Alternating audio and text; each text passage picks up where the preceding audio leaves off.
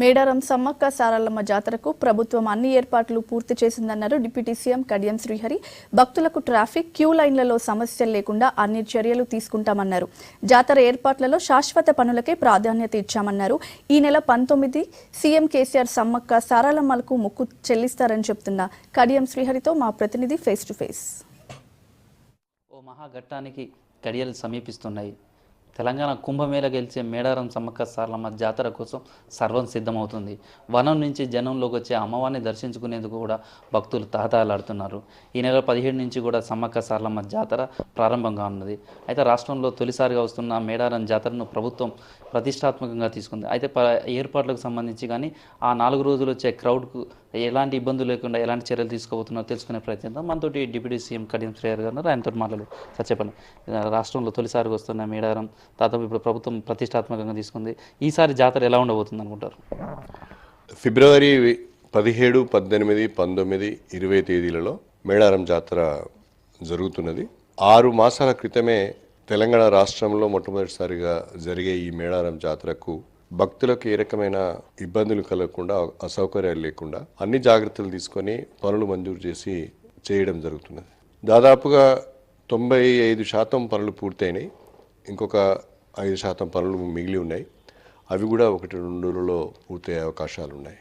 154 కోట్ల రూపాయలతోని అభివృద్ధి కార్యక్రమాలు చేపట్టాము.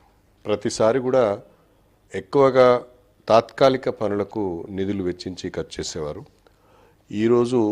ఈసారి మాత్రము ఎక్కువగా శాశ్వతంగా పనులు చేపట్టడం జరిగింది.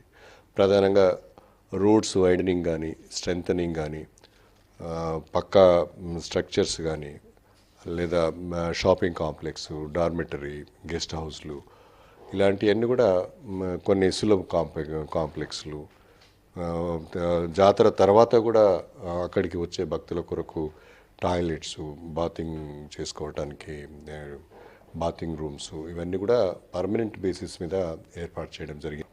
ప్రధానంగా ఈ 17, 18, 19, 20 తేదీలలో ప్రతిరోజు ఒక 25 నుంచి 30 లక్షలకు తగ్గకుండా ఈ 4 రోజులు 1 కోటి పైన భక్తులు వచ్చే అవకాశం ఉన్నదని మేము భావిస్తున్నాం.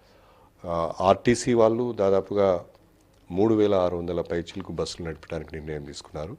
సౌత్ సెంట్రల్ రైల్వే వాళ్ళు కూడా స్పెషల్ ట్రైన్స్ కూడా వాళ్ళు ఏర్పాటు చేయడం జరుగుతున్నది. ప్రత్యేకించి మంచినీటి సరఫరా కొరకు ప్రత్యేకమైన శ్రద్ధ తీసుకున్నాం. ఈసారి ఒక 12 మినరల్ వాటర్ ప్లాంట్స్ కూడా డిఫరెంట్ ప్లేసెస్లో పెట్టడం జరుగుతున్నది. మొదటిసారిగా అమ్మవారి గదుల దగ్గర ఫ్లోరింగ్ అంతా కూడా చక్కగా గ్రానైట్ చేసినాము.